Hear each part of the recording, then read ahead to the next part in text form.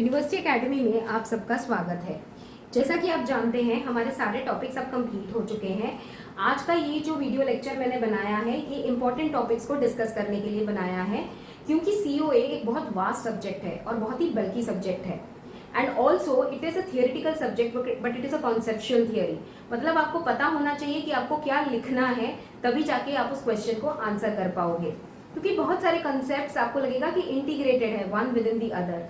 तो इसीलिए मैंने सोचा कि ये वीडियो लेक्चर सीरीज ज़रूर बनाऊं जहां पर आपको थोड़ी गाइडेंस मिले कि किस यूनिट में आपको कौन से टॉपिक्स पे कॉन्सेंट्रेट करना है। तो देखिए बोर्ड पे मैंने 5 यूनिट लिखे हुए हैं। एक बार मैं आपको समराइज वे से समझा दूं कि हर यूनिट में आपने क्या क्या पढ़ा है। यूनिट 1 में हमने बेसिक इंट्रोडक्शन देखा सीओए का, जहाँ पर मैंने आपको बेसिक फंक्शनल मॉड्यूल्स बताए मशीन के, जैसे कि प्रोसेसर, मेमोरी, आईओ। तो यूनिट 1 सारा इंट्रोडक्टरी पार्ट है, जहाँ पर हमने मॉड्यूल्स को इंट्रोड्यूस कराया, साथ में बस का कंसेप्ट हमने देखा। यूनिट 2 से हमारा पहला मॉड्यूल शुरू हुआ, जिसको हम कहते हैं प्रोसेसर। प्रोसेसर के अंदर एएलयू भी होता है, रजिस्टर भी होता है, कंट्रोल यूनिट भी होता है। यूनिट 2 में हमने ज़्यादातर एएलयू के बारे में जानकारी ली। एएलयू कैसे एडिशन करता है, मल्टीप्लिकेशन करता है, उसके एल्गोरिथम्स क्या हैं, कैसा हार्डवेयर वो यूज़ करता है, हमने वो सारी चीज़ें देखी एएलयू के अंदर। यूनिट 3 में हमने प्रोसेसर के ही मॉड्यूल को कंटिन्यू करा, लेकिन यहाँ पर हमने कंट्रोल यूनिट के बारे में समझा। तो जो चीज़ यूनिट 1 से स्टार्ट हुई फंक्शनल मॉड्यूल्स की, पहला मॉड्यूल प्रोसेसर 2 यूनिट्स में स्पैन करता है। यूनिट 2 में आप सब कुछ एएलयू से रिलेटेड पढ़ रहे हो, यूनिट 3 में आप सब कुछ कंट्रोल यूनिट से रिलेटेड पढ़ रहे हो। यूनिट 4 में हमने मेमोरी से रिलेटेड जानकारी प्राप्त की और यूनिट 5 में हमने आईओ से रिलेटेड जानकारी प्राप्त की। तो ये है एक ब्रीफ समरी यूनिट किस तरह से डिवाइडेड है। अगर मैं टॉपिक्स की बात करूं तो यूनिट 1 में आपको जो सबसे इम्पॉर्टेंट चीज़ है जो पढ़नी चाहिए वो है functional units of a digital computer, जो मैंने आपको पढ़ाया था किस तरह से आपके मॉड्यूल्स डिवाइडेड हैं, मॉड्यूल्स क्या करते हैं, कैसे काम करते हैं, ये सब कुछ। दूसरा जो इम्पोर्टेंट टॉपिक है वो होता है बस से रिलेटेड, क्योंकि हमने देखा ना इन सारे मॉड्यूल्स को कौन सी चीज़ कनेक्ट करती है, सिस्टम बस। तो यहाँ पर आपका कॉन्सेप्ट आ जाता है बस आर्बिट्रेशन का। ये बहुत ही इंपॉर्टेंट कॉन्सेप्ट है, तो ये ज़रूर पढ़कर जाइएगा एग्जाम के लिए, ये आपको पूछा जाएगा। और इसके साथ ही साथ रजिस्टर्स क्या होते हैं और रजिस्टर्स क्या करते हैं, हमने ये कंसेप्ट भी थोड़ा पढ़ा था यहाँ पर, क्योंकि यहाँ पर आरटीएल और बस और मेमोरी ट्रांसफर से रिलेटेड लैंग्वेजेस की जानकारी मिलेगी। तो ये कंसेप्ट्स आपके यूनिट 1 में बहुत ज़्यादा इंपॉर्टेंट है। इसके बाद यूनिट 2 की मैं अगर बात करूँ, यूनिट 2 में जितने भी आपके एल्गोरिथम्स है एएलयू में, वो सब बहुत ही ज़्यादा इंपॉर्टेंट है। जैसा कि मैंने आपको मल्टीप्लिकेशन एल्गोरिथम्स हमने देखे, जहाँ पर आप साइंड डेटा, अनसाइंड डेटा दोनों के लिए हमने एल्गोरिथम्स देखे। डिविजन एल्गोरिथम्स हमने देखे, फ्लोटिंग पॉइंट एडिशन सब्ट्रैक्शन हमने देखा। ये सब बहुत ज़्यादा इम्पोर्टेंट है एएलयू के लिए। तो ये देखिए, ये सब जो है ये आपको एल्गोरिथम्स एज इट इज पूछे जाएंगे एग्जामिनेशन में। ये बहुत इंपॉर्टेंट होता है। जब भी कोई एल्गोरिथम पूछा जाए सबसे पहले तो आप उसका फ्लो चार्ट बनाइए, उसके बाद एक एग्जाम्पल लीजिए और उस एग्जाम्पल के जरिए आप उस फ्लो चार्ट को ट्रेस कीजिए, आपको पूरे नंबर मिलेंगे। इसी के साथ और एक इम्पॉर्टेंट टॉपिक है, पूरा एएलयू मॉड्यूल हमने डिज़ाइन करा था, एरिथमेटिक, लॉजिक और शिफ्ट को इंटीग्रेट करके एएलयू बनाया, जिसको हमने बोला 1 स्टेज एएलयू। ये भी पूछा जा सकता है इस यूनिट में से, क्योंकि ये पूरा यूनिट एएलयू पर है, जो कि प्रोसेसर का सबसे इम्पॉर्टेंट फंक्शनल यूनिट है प्रोसेसर का। ठीक है, अब यूनिट 3 तो है मेरा दूसरा फंक्शनल यूनिट जो इंपॉर्टेंट है प्रोसेसर का, that is nothing but my control unit. तो यहाँ पर आपका आ जाएगा hard wired control unit versus micro programmed control unit, और इसके बाद आपका यहाँ पर एसपीओ वर्सेस जीआरओ वाला सेटअप आ जाएगा। ये आपको पढ़ने की जरूरत है।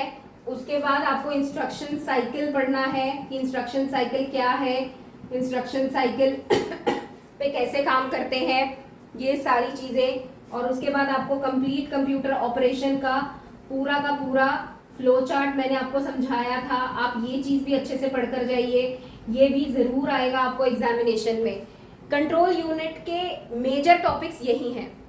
एक तो होता है instruction cycle, complete computer operation, और फिर हार्डवायर्ड कंट्रोल यूनिट और माइक्रो प्रोग्राम्ड कंट्रोल यूनिट क्या होता है, कैसे डिफर करता है, कौन से ऑर्गेनाइजेशन कौन सा टाइप का कंट्रोल यूनिट डिजाइन प्रेफर करते हैं, ये सारी चीजें।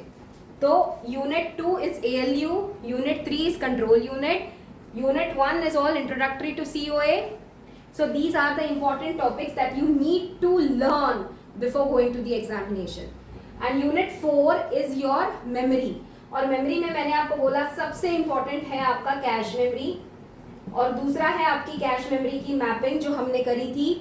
जी हाँ, एसोसिएटिव, केवे सेट एसोसिएटिव, डायरेक्ट मैपिंग, वो चीज़ ज़रूर पढ़कर जाइए, वो पूछी जाएगी। उसके बाद मैंने आपको वर्चुअल मेमोरी का कॉन्सेप्ट पढ़ाया था, पेजिंग का कॉन्सेप्ट पढ़ाया था, वो भी ज़रूर पूछा जाता है।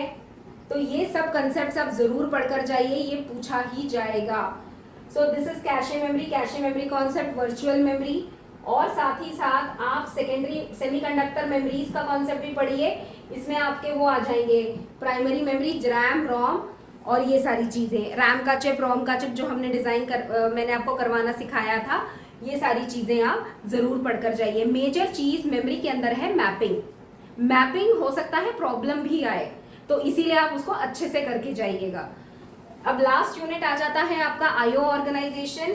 आईओ ऑर्गेनाइजेशन में सबसे इंपॉर्टेंट है आईओ इंटरफेस, जो कि उस टॉपिक की शुरुआत में ही पढ़ाया जाता है और इम्पॉर्टेंट है। और दूसरा है इंटरप्ट्स, कितने टाइप के इंटरप्ट्स होते हैं, क्या करते हैं, ये सब। और modes of transfer, modes of data transfer बहुत ही ज्यादा इंपॉर्टेंट है। आप ये लगा लीजिए, इसमें से 10 मार्क का नंबर तो श्योर है मोड्स ऑफ डेटा ट्रांसफर में। उसके बाद आता है आपका आईओपी का टॉपिक, आईओपी भी इंपॉर्टेंट है। और लास्ट में आता है आपका serial communication versus parallel communication. ये इतना इंपॉर्टेंट नहीं है, छोटा टॉपिक है, पढ़ लीजिए, आसान है, लेकिन अगर बाकी टॉपिक से कंपैरिजन में ये उतना सिग्निफिकेंट नहीं है जितने बाकी टॉपिक्स हैं। तो ये है आपकी list of topics which are important unit wise to prepare for the examination. देखिए, जब भी सीओए में हम कोई भी आंसर लिखते हैं तो एज एन इवैल्यूएटर हम एक्सपेक्ट क्या करते हैं, आप जब भी कोई भी टॉपिक का डेफिनेशन लिखते हैं तो you will definitely always right the text book definition, लेकिन हम आपसे एक्सपेक्ट करते हैं आप उस डेफिनेशन को अपने वर्ड्स में एक्सप्लेन कीजिए। और जब भी कोई कंसेप्ट को आप एक्सप्लेन करते हैं तो आपको हमेशा उस कंसेप्ट से पहले होने वाली चीज के बारे में लिखना चाहिए, फिर उस कंसेप्ट के बारे में लिखना चाहिए, फिर उस कंसेप्ट का इम्पैक्ट क्या था आपको ऐसे लिखना चाहिए। तो होता क्या है, इवैल्यूएटर को समझ आता है कि आपको वो कॉन्सेप्ट बहुत अच्छे से समझ आया है, क्योंकि आपको उसकी प्रायोर चीजें भी पता है और उसकी आने वाली चीजें भी पता है। चाहे मैं एएलयू की बात करूं, चाहे मैं सीयू की बात करूं, चाहे मैं मेमोरी की बात करूं, चाहे मैं आईओ की बात करूं, ऐसे ही आपको आंसर्स लिखने चाहिए। And another important tip that I would like to give you all is, COA में कंसेप्चुअल थियोरी है, लेकिन हर कंसेप्ट के साथ एक फिगर जरूर आता है। सो ऑलवेज इंश्योर कि जब भी आप सीओए का आंसर लिखो तो ऊपर सबसे पहले आप एक डायग्रामेटिक रिप्रेजेंटेशन कीजिए और नीचे उसकी थियोरी लिखिए। And always try to ensure write in points, don't just write paragraphs. Nobody has so much time to read your paragraphs. आप पॉइंटर्स लिखिए, आप मेजर पॉइंट्स को हाईलाइट कीजिए, डायग्राम अच्छे से बनाइए। आई एम श्योर आप ये सारी चीजों का ध्यान रखेंगे तो एग्जामिनर को भी आपका आंसर पढ़ने में मजा आएगा और इवैल्यूएट करने में भी। तो आशा करती हूँ कि ये सारे इंपॉर्टेंट टॉपिक्स और सारा वीडियो लेक्चर सीरीज सीओए का जो हमने इतने टाइम से बनाया, आपको कुछ फायदा हो, आप अपने एग्जाम्स अच्छे से करें। I wish you all the best from the bottom of my heart, and I hope that all the students who have listened to my video lectures, they have followed my video lectures, they really score very well in COA and move high in life with flying colors. तो अभी के लिए हमारा सिलसिला इतना ही है, लेकिन जुड़े रहेंगे आगे किसी और सब्जेक्ट के साथ। फिर से मिलूंगी आपसे, तब तक के लिए all the very best for your examination and see you all in the next video lecture series of some other subject. Take care and have a great day.